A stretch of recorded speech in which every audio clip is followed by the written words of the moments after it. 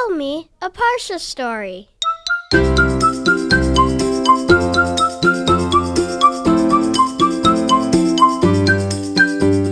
Welcome to Parsha House. Meet Arturo Toscanini. Arturo Toscanini came from Italy, and he was a very famous conductor. He led orchestras. He actually built an orchestra of 120 musicians. Arturo Toscanini, when he came from Italy to the United States, actually saved the lives of a number of Jewish musicians and their families during the time of World War II. Arturo Toscanini moved to Riverdale, New York, and lived in a beautiful mansion on 254th Street.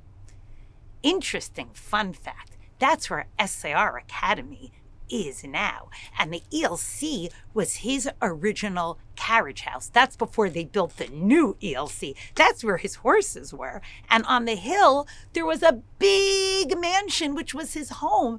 And when SAR became a school, the kids learned in his mansion first before they built the building. And legend has it that when he gave over his estate to his son-in-law, he said you could do whatever you want with it. And the legend is that he sold it to SAR for $1. And that his son-in-law actually once came to SAR to visit and to see the school. Interesting legend. Toscanini was a very talented conductor. And once his orchestra was going to be performing in a stadium called Lewison Stadium at City University. And part of the performance was going to have a famous trumpeter named Harry Glanz blow the trumpet at certain parts of the composition of the music. Wow, everybody was set up and ready, and Toscanini lifted his baton, and the performance began. And the interplay of all of the different instruments, each one with their unique sound. Each instrument produces such special sound, and it was coming together literally in symphony with such beauty.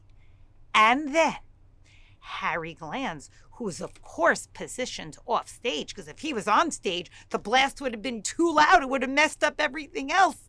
Toscanini lifts up his baton for the first set of short blasts from Harry Glanz, and he doesn't hear the sound. And Toscanini turns around to look. What happened? This is one of the best trumpeters in the world. He knows that it's time to play his trumpet. And he sees something shocking. There's a security guard fighting Harry Glanz. He's tackling him to the ground. And the security guard is saying, "Can't you see that there's a beautiful concert happening here? Why are you trying to mess it up here off stage by blowing your trumpet? You're messing everything up."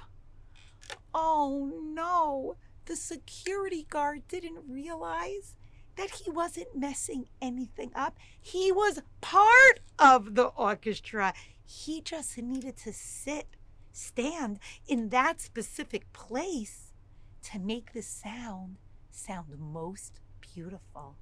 This week, we have the privilege of beginning a new book, Sefer Bamidbar, in our Torah, and it's called the Book of Numbers. In English.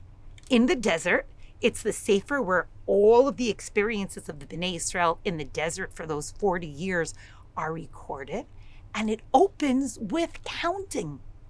The Mishkan is up, and the Bnei Israel are counted. That's why in English, Bamidbar is called Numbers, even though Bamidbar means in the desert. The Jewish people were counted, and each shevet, each tribe, had its own flag, and they camped around the Mishkan, every shevet in their special spot with their flag. each person counts. We're a big community. We're a big nation. Each tribe, each Shevet had its own flag, as each individual is so important. Each person is counted because each person is so important. And then we come together and we form a nation and we form a community. And the Shevatim are not jealous of one another. Hey, how come Shevet Levi gets to be the Shevet that serves in the Mishkan? No, we each have our jobs.